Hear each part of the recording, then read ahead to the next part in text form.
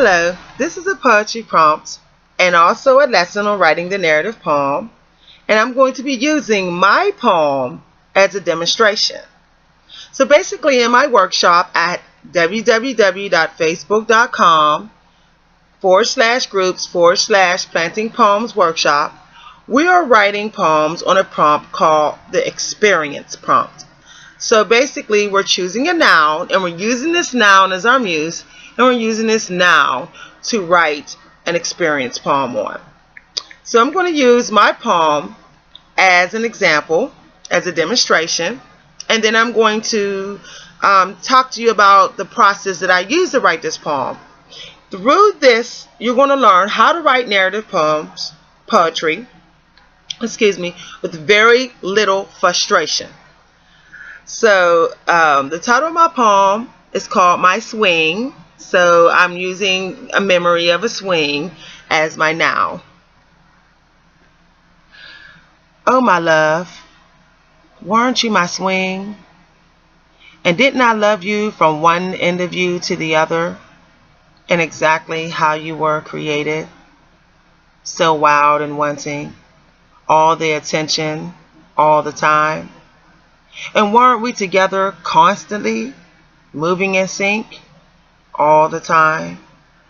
And can you remember how I tried to control you, hushed the cry of your rusty chain links, and bent you forward down in half to see how far you will leave me without breaking?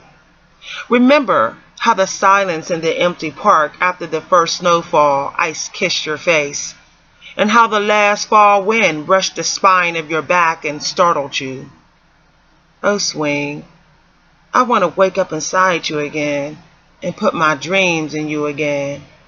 I want to fly again with you into tomorrow. I want to find you in the early morning, cold and tangled around yourself. I want to climb inside your soul and wipe away the puddle of cold rain in your heart. So if you notice in the poem, I'm using some narrative poetry techniques. I repeated the phrase all the time, twice in the first stanza. I even, in the third stanza, repeated the word fall. And I went into showing how we became disconnected, how they became very disconnected from the environment that we both was in. In the last stanza, I'm actually repeating words like I want to. I'm saying in you again. I'm using the word again more than once. I'm basically using repetition in different ways, repeating different words in this narrative poem, which is a common technique and it works wonderful in narrative. But I'm going to tell you how I first approached writing this. This poem was not written right out like this. Okay?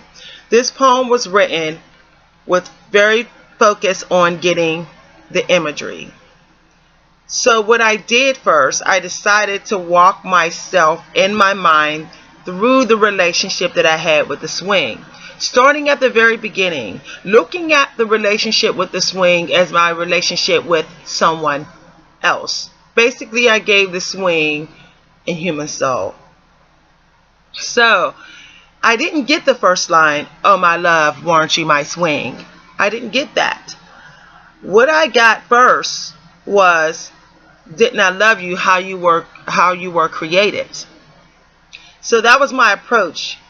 I thought about when you first meet someone, and physically they're everything you want. You're loving them for how they were created. That's what you believe you are, when you fall in love in the beginning. So I talk about the swing. I talk about the movement of the swing by saying that it's wild and wanting all the attention all the time. If you notice, in the poem, I never quite describe how the swing look, unless it is significant to how it's moving me or moving itself. So I talk about the specific movement of the swing as a way to give the swing personality. So I say wild and wanting all the attention all the time. And then I bring myself back in. In the poem, the writer must remind the reader in some way when you're writing a narrative, especially when you're writing a narrative in which you're connected specifically to, you have to re-enter the poem and let the reader know that I'm still here. I'm still a part of this poem. So that's where I say, and weren't we together constantly moving in sync all the time? So I'm still giving movement, my self movement, the swing movement. I'm showing how we're moving closer together, how we're uniting and becoming one, as people do in the beginning of a relationship. Then I start to go into the middle of the story of our relationship. And can you remember how I tried to control you?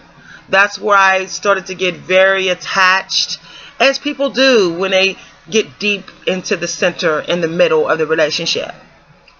So I say, hush to cry of your rusty chain links and bent you forward down in half to see how far you will leave me without breaking. So I'm discussing how in relationships we always want to test at times the bond that our partner have with other people. We might put a strain on it.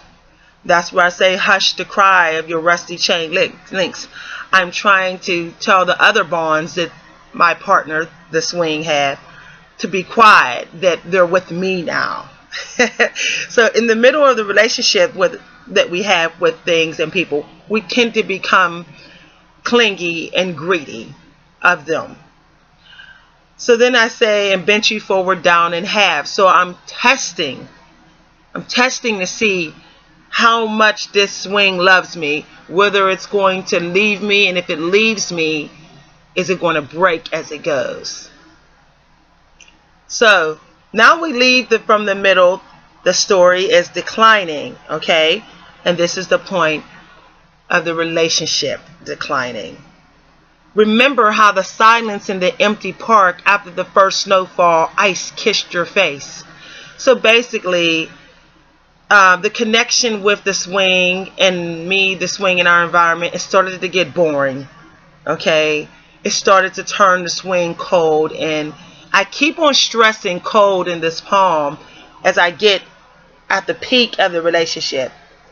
So I talk about cold in different ways. I outright say cold, and I say ice kissed, and I say snowfall.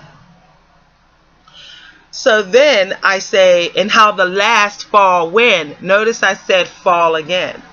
So this last fall wind is the last fight we had, the last moment that we're breaking apart.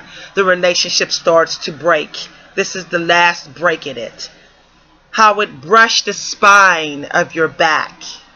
How it tend to get on your nerves. Basically, I'm saying how it hit a nerve in the swing, and it startled them. It just made them want to jump. So now we're at the very end, where I talk about how I feel about the disconnection. Notice, as I said, when you're writing a personal narrative, it doesn't matter if you're using a noun. If you have already introduced yourself in, when you take yourself momentarily out, you still have to bring yourself back in. So I say, oh swing, I want to wake up inside you again and put my dreams in you again. So I'm talking about, I want to make love to you again. I want to be a part of you. I want to dream in you. I want to fly again with you into tomorrow.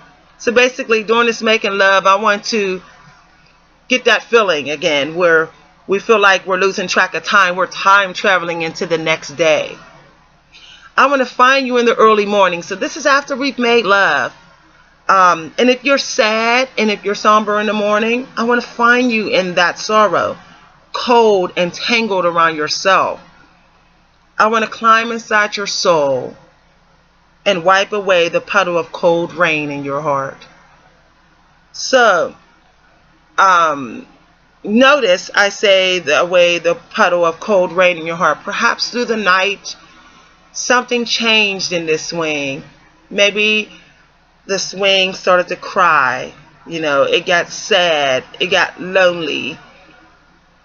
And I'm waking up. I want to wake up beside the swing. I want to wake up inside the soul of the swing. And I want to wipe away the loneliness,